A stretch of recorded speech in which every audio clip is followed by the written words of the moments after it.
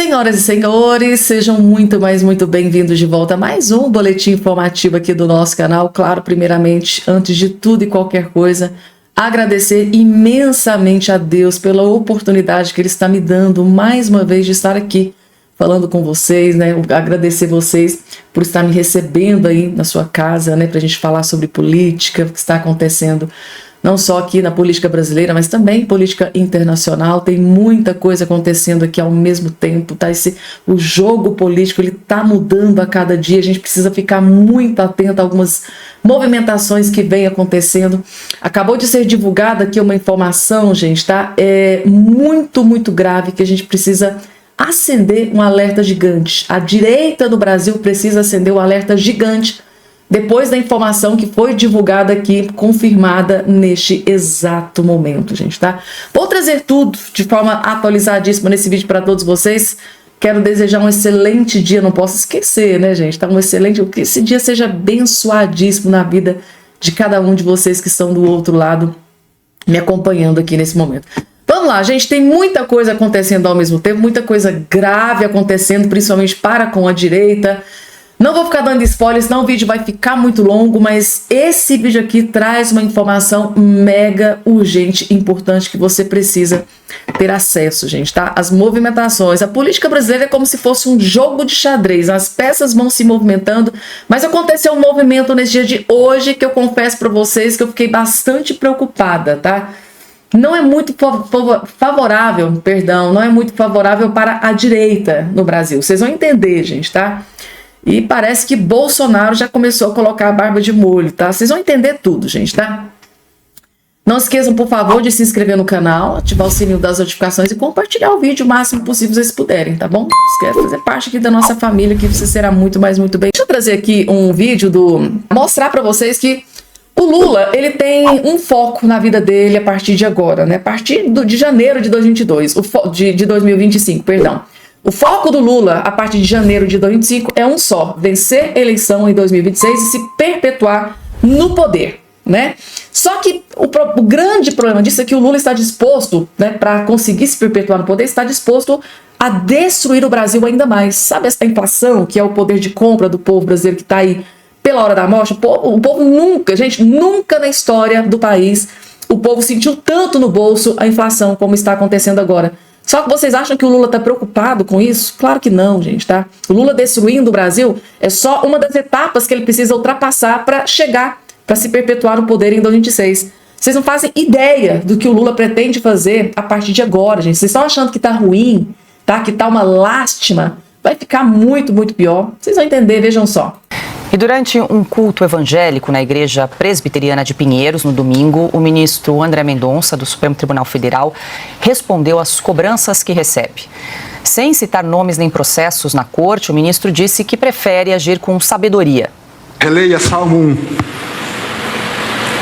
Busque ali a sabedoria. O texto diz que o homem que pratica é prudente e sábio, o homem que não pratica é insensato e louco. Tem gente que quer que a gente haja como loucura. Muitas vezes eu sou cobrado dessa forma. Tem que agir de forma, na minha palavra, intempestiva, como agem os outros. Eu não. Se Deus me mandar agir daquela forma, eu ajo. Mas enquanto Deus não me mandar, eu vou agir da forma como eu considero sábia. É assim que nós devemos agir. Seja sábio, que as pessoas te busquem, mesmo aqueles que não gostam de você, para ouvir conselhos nos momentos difíceis. E não o tenham como louco, como intempestivo, como uma pessoa irada, que fala o que dá na telha e na cabeça a todo tempo. E aí, Piotr, o que você me diz aí dessa fala do ministro André Mendonça durante um culto evangélico, falando que precisa da ação de Deus ali para fazer alguma mudança na postura como ministro do Supremo Tribunal Federal? Olha, eu não vou entrar no assunto da fé do ministro, porque isso é de foro íntimo e eu respeito prontamente. A questão é, e ele estava fazendo ali um sermão, uma pregação, acho que é esse o nome que se usa com os evangélicos, para a igreja dele, para os fiéis ali, para as pessoas que tenho a mesma fé que ele.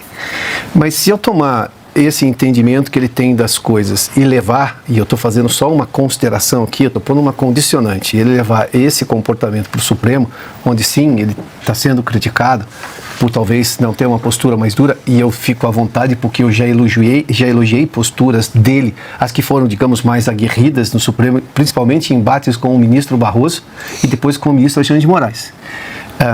Sobre essa frase, por exemplo, eu só vou fazer determinada coisa se Deus me mandar, eu não sei exatamente como é que essa comunicação chega. Eu só acho que, se a gente olhar para esse lado religioso, as evidências terrenas são, para mim, a voz de Deus, então. Eu tenho hoje abusos de arbítrios na maior corte do país. E o ministro, André Mendonça, é o ministro dessa corte. A pergunta é, diante da urgência, da emergência, dos abusos crescentes, do desrespeito à Constituição, um ministro, e não me refiro só a ele, me refiro a qualquer um dos outros, não é hora deles se manifestarem? Assim como eu tenho criticado e reclamado, cadê os ex-ministros do Supremo para defender a Corte e a Constituição? Só isso, não é defesa deste ou daquele, é defender o que é de todos, a lei, a Constituição, o pactuado, o que foi pacificado por outras formações do Supremo, porque não vivia dessa lógica política que hoje impera na Corte, de perseguição, como a gente está vendo claramente.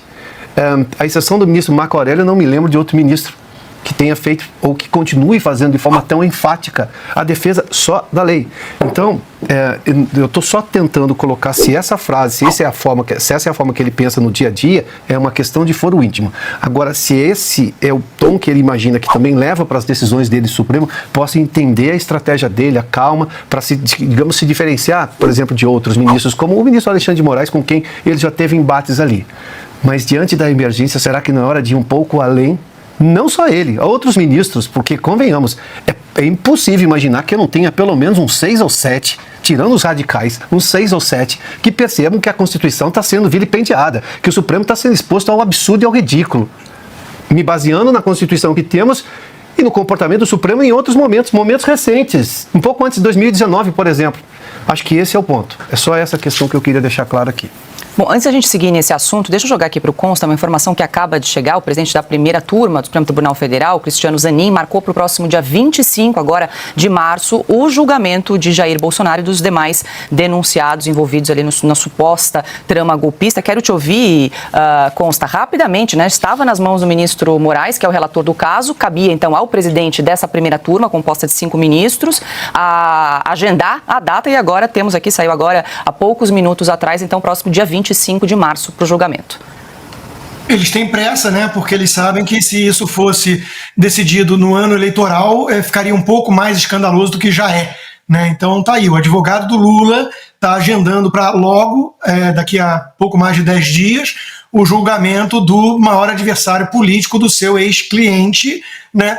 Tudo isso com a relatoria do ex-Tucano, que também trabalhou com o Geraldo Alckmin, que vem a ser o vice-presidente desse ex-cliente, aquele que disse que o ex-cliente queria voltar à cena do crime. Tá tudo em casa, né? Enquanto isso, a sabedoria do ministro André Mendonça manda ele ficar calado. Alguns poderiam confundir, ministro, com covardia, ainda mais quando se faz piadinha em relação à beleza. Economia sufocando a vida dos mais pobres, a imprensa militante e tendenciosa fala em criatividade do povo brasileiro para driblar a inflação. Tá aí na tela para vocês, olha só, brasileiros comem, saiu no G1, tá? Na página do Agro, do G1, brasileiros comem carcaça de frango, o UOL também fez ali, ó, com comida cara, brasileiros apelam para carcaça de frango, Folha de São Paulo também falando da carcaça de frango, Jorge Serrão, olha só, criatividade, inovação na culinária, isso faz lembrar uma pauta que é um pouquinho mais extensa, que é essa pauta globalista em relação a comer inseto. E agora eles estão incentivando o tempo todo a comer inseto e todos nós sabemos que não ingerir carne vermelha, proteína ali faz mal para toda pessoa em desenvolvimento, inclusive em desenvolvimento cognitivo. E para economizar é melhor não comer nada, né? Ou então comer vento. Você vai ter uma dieta maravilhosa, só que você não se alimenta. Você pode ficar doente e morrer, mas você fez economia. É esse o raciocínio que essa turma está tentando passar. É uma idiotice completa, um desrespeito de análise econômica, achando que o leitor é um completo imbecil. Não dá para aturar isso. Bruno Musa, além da carcaça de frango, tem espinha de porco que eu nem sei o que é. Tudo em nome da picanha, né? De repente, igual a Dilma falou que ela erradicou a pobreza ou diminuiu a pobreza, e depois a gente descobriu que ela simplesmente mudou a faixa das pessoas que ela consideram pobres. A esquerda, que adora relativizar absolutamente tudo, talvez o Lula mude o nome de carcaça de frango para picanha, espinha de porco para picanha. Alterado na lei, chancelado pelo STF. Se você quiser chamar espinha de porco e não de picanha, a gente pode ser preso. Talvez seja uma solução para eles, né? Pessoal, vamos falar de um assunto extremamente sério, tá? E muito grave que está acontecendo dentro do Congresso Nacional, envolvendo o deputado federal Gustavo Gayer, gente, tá? Por uma fala do Gustavo Gayer, está sendo articulado ali a cassação do mandato dele, tá? O que é que está acontecendo? O Alcolumbre diz que vai processar o Gustavo Gayer por fala sobre trisal envolvendo Gleice Hoffmann, gente, tá? Daqui a pouco tem o pronunciamento do Gustavo Gayer, que eu vou trazer daqui a pouco, tem um vídeo do Davi Alcolumbre que eu vou mostrar aqui para vocês, mas primeiro vamos entender o que é que está acontecendo. O presidente do Senado, o novo presidente agora, Davi Alcolumbre, do União, vai processar o deputado federal Gustavo Gayer após falas machistas do parlamentar sobre a ministra das Relações Institucionais, Gleice Hoffmann. Não teve nada de fala machista, gente, tá? Eu vi a fala do Gustavo Gayer. Ele deu a sua opinião com relação àquela fala desastrosa do Lula, né, que falou que ia colocar uma mulher bonita na relação institucional. Não tem nada de machista na fala. Então, o que aconteceu? Além de processos em todas as instâncias, a Alcolumbre vai entrar com uma representação contra o Gustavo Gayer no Conselho de Ética da Câmara. Isso aqui para quê, gente? Para cassar o mandato do Gustavo Gayer. Ao mesmo tempo em que a gente tem o Janones, que confessou a rachadinha que não aconteceu nada com ele, tá? Não teve mandato cassado, não teve prisão, não teve nada. Mas agora a perseguição ali vai ser em cima do Gustavo Gayer por uma opinião que ele deu com relação a essa questão dessa fala desastrosa do Lula. O apurou que ele está disposto a instaurar processos em todas as instâncias cabíveis, incluindo na esfera criminal. Gente, isso aqui é uma guerra gigante que o Davi Alcolumbre está travando contra o deputado federal Gustavo Gayer. Ele ficou realmente revoltado com essa fala do Gustavo Gayer. Está na mão dos advogados para analisar o que é possível fazer, disse o senador. Questionado sobre as prerrogativas da imunidade parlamentar usadas por bolsonaristas para defender, fala, não é usadas por bolsonaristas, está na Constituição, tá? Deixa eu corrigir aqui a matéria da esquerdista Landim. Então, a Alcolumbre respondeu que o que está dificultando, né, no Brasil são as pessoas agredirem as outras sem medir o que estão falando. Liberdade de expressão não é para agredir as pessoas. Gayer fez uma série de ataques a Gleice em publicação do X. Ele questionou se o deputado Lindenberg Faria, líder do PT na Câmara e companheiro da ministra, iria aceitar que Lula a oferecesse para o Alcolumbre, né, como um cafetão, oferece uma... Gente, o deputado também sugeriu que Gleice, Lindenberg e Alcolumbre seriam um trisal. Depois, né, apagou essa postagem, mas manteve as outras. As declarações ocorreram após uma fala do presidente Lula, né, em referência a Gleice, né, Lula afirmou que colocou uma mulher bonita na articulação política para ter uma boa relação com o Congresso, né, e uma coisa, companheiros, que eu quero mudar, estabelecer relações com vocês, por isso coloquei uma mulher bonita, isso aqui vocês já sabem. Aí, o Gustavo Gayer, que é uma prerrogativa parlamentar dele, né, parlamentar, fala, dá a sua opinião. Foi lá, deu a sua opinião, deu uma alfinetada ali no Lindenberg Faria, com toda essa questão, e falou nessa questão de trisal. Aí é que pesou para o Gustavo Gayer, e o senador, presidente do Senado Federal, tá indo com tudo para cima do deputado federal Gustavo Gayer. Inclusive tá até um vídeo que eu vou colocar aqui agora na tela aqui para vocês, dessa fala do senador e presidente do Senado, Gustavo Gayer, do Davi Alcolumbre, que está aqui agora na tela para vocês. Ele foi questionado. Inclusive, ele foi questionado. Então, você quer caçar o mandato do Gustavo Gayer? Veja o que ele respondeu. A gente vai estar na mão dos advogados para analisar o que é possível fazer. Mas vocês estão avaliando representar, então, Gayer por causa dessas declarações? Fortemente. É o caso de perda de mandato? O senhor entende? Não sei. É o caso de cassação de mandato? Não sei, estou avaliando com os advogados. Ou seja, né, os jornalistas perguntando, é o caso de cassação de mandato, porque uma fala de um parlamentar é mais grave do que uma rachadinha. Então, se aconteceu uma rachadinha, não é passível de cassação de mandato, não é passível de prisão. Mas uma fala de um deputado, um parlamentar, que tem imunidade parlamentar, que é respaldado, né, da prevista na Constituição, é muito mais grave do que uma rachadinha. Então, ele está aqui, né, sendo questionado. E aí? Então, é o caso de cassação do mandato do deputado federal Gustavo Gayer. Ele está dizendo que não sabe. Mas eu tenho certeza absoluta que o senador Davi Alcolumbre vai usar toda a sua artilharia dos seus advogados ali, né, vários advogados, para com certeza pedir a cassação do mandato do Gustavo Gayer. Eu não tenho a menor sombra de dúvida, gente, tá? Não é de hoje que eles tentam derrubar o Gustavo Gayer, parlamentar aliado do Bolsonaro. Inclusive, já teve até a PF às 6 horas da manhã na sua residência. Aí, gente, o Gustavo Gaia postou, falou sobre essa questão que eu tô colocando aqui agora na tela para vocês. Após polêmica, o Lauro Jardim trouxe aqui informação do Jornal Globo. Após polêmica, Gustavo Gaia recua e diz que não quis ofender Alcolumbre com fala de trisal. Tá aqui a informação. O deputado federal Gustavo Gaia recuou das provocações envolvendo Davi Alcolumbre e disse que não quis ofender o presidente do Congresso. Em um texto postado agora há pouco no X, no antigo Twitter, o parlamentar afirmou que a intenção era apenas denunciar e escancarar a hipocrisia da esquerda quando se trata da defesa das mulheres. E jamais quis ofender ou depreciar o presidente do Senado, Davi Alcolumbre. E seguiu, né? Caso o presidente Alcolumbre tenha se sentido ofendido, quero deixar bem claro que minhas críticas não se referiram a ele, mas sim ao chefe do Poder Executivo, em razão de sua atitude desrespeitosa para com uma mulher, para com uma de suas ministras, alvo de um pedido de cassação, tá? Prometido por Alcolumbre. O alegou ter consciência de que não cometeu crime, ou seja, o deputado Gustavo Gaia tem consciência de que não cometeu nenhum crime. Tenho plena consciência de que não pratiquei nenhum crime ou ato ilícito em desfavor de qualquer pessoa, né, tendo exercido tão somente o direito à liberdade de expressão, guiado pelo senso da justiça. Alcolumbre prometeu pedir a cassação de Gustavo Gaia ao Conselho de Ética da Câmara, além de processá-lo judicialmente e criminalmente pela mensagem de que estaria imaginando um possível trisal. Estaria imaginando. Gente, como que alguém pode ter um mandato cassado por isso aqui? Estaria. Se o Gustavo Gaia tivesse confirmado, olha, aconteceu um trisal entre Lindbergh, entre Gleice, entre Alcolumbre, é uma coisa, gente, vai estar histeria, sempre... Meu Deus do céu, gente, que mundo que a gente está vivendo. Coisa muito pior já aconteceu. Tá aqui, gente, tá? Na rede social, agora há pouco, o Gaia postou, né? Me veio a imagem da Gleice, Lindbergh e Davi Alcolumbre fazendo um... Que pesadelo, gente. Além das vias legais judiciais, o presidente do Congresso vai representar contra o deputado o Conselho de Ética da Câmara, gente, tá? O que eu posso dizer para vocês disso aqui, antes de partir para a próxima informação? Inclusive, o Alexandre de Moraes, ministro do STF, acabou de tomar uma decisão sobre Bolsonaro, que eu vou trazer aqui agora para todos vocês. Antes, eu só quero dizer uma coisa aqui para vocês, gente, tá? Realmente, eu acho que o deputado federal gosta demais. Vocês sabem que eu tenho uma admiração gigantesca, né, pelo Gustavo Gaia. É um homem muito corajoso, ele peita, vai pra cima, é um cara que não tem medo, mesmo com o processo dentro do STF, vai lá, peita, fala o que pensa, não é aquele deputado federal que tem rabo preso. Agora, pra não se prejudicar, né, gente, eu acho que foi, sei lá, talvez um comentário, uma fala um pouco desnecessária, na questão de se auto-prejudicar, porque agora, gente, isso aqui poderia ter sido evitado. Eu vou ser muito sincero nessa, porque... Vamos pensar, gente, tá? Porque a gente sabe que Davi Alcolumbre, Lula da Silva, Lindbergh, eles têm todo o aparato do judiciário. Vamos pensar que, porventura, a gente não quer que isso aconteça, mas faça-se ali uma conjuntura, né, desse aparelhamento jurídico.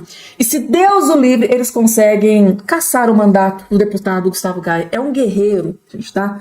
É um guerreiro que vai fazer, é um soldado que vai fazer muita falta dentro do Congresso Nacional. Então, é muito importante, eu sei que nessas horas a gente fica furioso, a gente tem vontade de expressar, mas é muito importante segurar às vezes, mesmo que você pense o pior de toda essa corja, mas você expressar pode trazer um problema gigante, você pode ter um mandato cassado por algo que poderia ser evitado. É só uma opinião, gente. Vocês concordam que ele deveria ter falado sim, que ele, né, jogou a lama no ventilador e tal? Vocês podem colocar aqui embaixo no comentário. Mas se vocês concordam comigo, gente, que se tratando de Lula, Davi Alcolumbre, Lindbergh Faria, Gleice Hoffmann, são perigosíssimos. Eles têm o aparato do judiciário. Eles podem fazer de tudo para derrubar o Gustavo Gaia. Uma decisão assim. A gente sabe como é que funciona esse judiciário que está aí hoje. Então, assim... Poderia ter sido evitado. Eu entendo, né, a fala, não teve nada de grave, de grotesco, mas eles estão fazendo uma tempestade no copo d'água, que eles encontraram, né, gente, uma narrativa perfeita para derrubar agora, de uma vez por todas, o deputado federal Gustavo Gaia. Poderia ter sido evitado, gente, tá? Ele pegou. Tanto é que ele veio aqui, recuou, disse que não teve a intenção, ele deve ter percebido, sim, que eles vão utilizar isso aqui como munição para derrubá-lo dentro do Congresso Nacional. Algo que poderia ter sido evitado. Gente, vai ser um desgaste gigante que poderia ter sido evitado. É só uma opinião, gente, tá? Vocês sabem que eu vou continuar admirando, gosto demais do Gustavo. Ele é um dos representantes, né, de direita que mais tem lutado pela causa, né, para liberdade de expressão, né, voltar à democracia no Brasil, que anda um pouquinho abalada. Então é isso, gente. Coloca aqui embaixo a opinião de vocês, né? Toda essa treta envolvendo, né, o Gustavo Gaia, Gleice Hoffmann, né, agora o Davi Alcolumbre. Coloca aqui embaixo a opinião de todos vocês com relação a essa questão, tá? Gente, só não esqueçam, por favor, de se inscrever no canal, ativar o sininho das notificações e compartilhar o vídeo o máximo possível que vocês puderem. Pessoal, logo de cara, deixa eu trazer aqui pra vocês um vídeo, gente, tá? Do Nicolas Ferreira, gente, tá? O Nicolas Ferreira simplesmente destruiu Luiz Inácio Lula da Silva aqui nesse vídeo, gente. É um dos vídeos mais memoráveis do Nicolas Ferreira que eu já vi até hoje. Vale a pena, gente, tá? Vale a pena cada segundo da sua atenção. Vejam só. R$1 bilhão.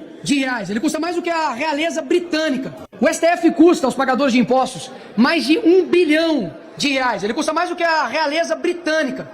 Enquanto isso, o ministro Barroso faz exigências, né, no camarote da Sapucaí. Ministro Alexandre de Moraes, ele está preocupado com meme na internet e condenando pessoas inocentes a 17 anos de cadeia, porque uma terrorista escreveu com um batom, perdeu uma estátua que depois de horas já foi limpada.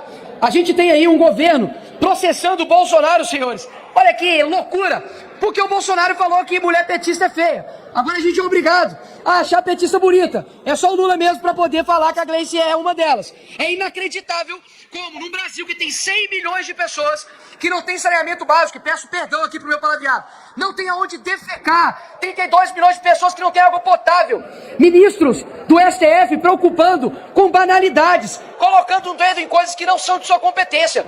A gente não tem uma saúde decente, as pessoas enfrentam dificuldades de 8, 12 horas por dia para poder ir trabalhar, enquanto um bando, perdoe a palavra mais uma vez, de vaca que fica lá com mordomias, gastando a sua grana e ainda se colocando como deuses desse país, decisões passam todas por eles, e o nosso povo sofre por conta disso.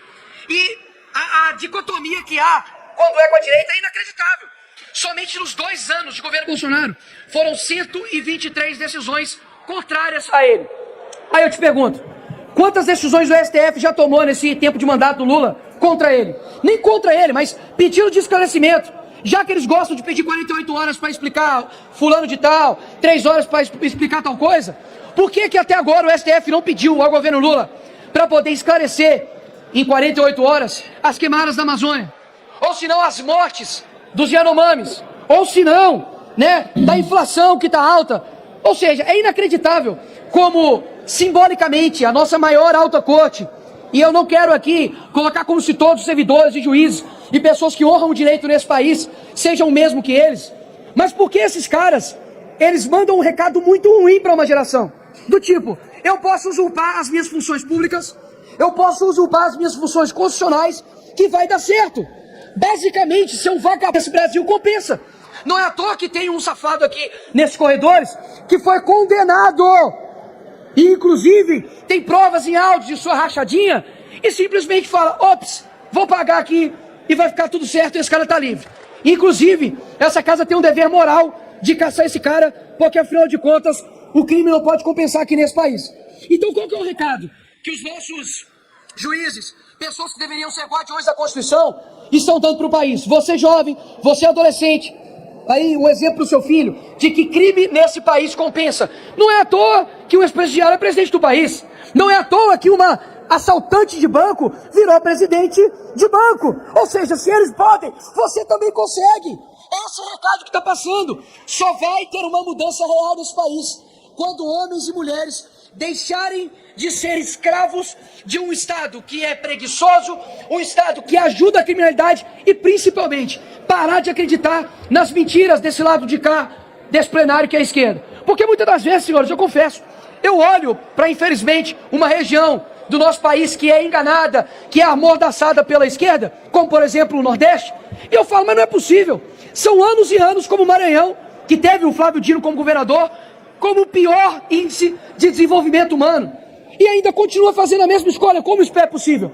Porque, infelizmente, o nosso país foi adestrado a pensar somente no final de semana. Senhores, se vocês querem alterar esse país, comece alterando a matéria-prima política que nós temos. Isso daqui é um mero reflexo do que uma boa parcela da população é. Nós viemos para cá, a gente tem um gasto gigantesco público para poder, por exemplo, votar Dia Nacional do Axé. Realmente, não deve ter coisa mais importante aqui no nosso país do que a gente fazer isso. Eu clamo a nação brasileira para que nas próximas eleições, e não pense somente em eleições, porque a mudança do Brasil passa por cada um de nós, mas que nessas próximas eleições, esse Congresso ele tem que ser alterado. Mas mais do que os deputados, os senadores da República precisam ser escolhidos com uma métrica, e eu digo qual? Quem não tiver compromisso em pautar impeachment e votar favorável a impeachment de ministro do STF, para mim não serve. Muitos dizem a respeito da experiência, de idade, porque não tem, é muito sonhador, é muito ilusório, mas olha onde os velhos, os experientes do Brasil nos levaram. Meus parabéns! A culpa de hoje termos 100 milhões de pessoas sem saneamento básico é de quem governou esse país por mais de 16 anos. A culpa dos recordes de queimadas da Amazônia é de quem governou esse país por mais de 16 anos. Ou seja, se não houver uma mudança real na população brasileira, vai passar a minha geração, vai passar a geração da minha filha, e infelizmente esse país não vai mudar. Mas aqueles que ainda têm uma certa esperança que isso aqui possa, de fato, colocar o Brasil para frente e ter um país, de fato, completamente modificado, não percam a esperança de vocês. Porque, como eu sempre digo, a esperança somos nós. A gente precisa acreditar que boas pessoas em bons locais podem alterar o rumo do nosso país.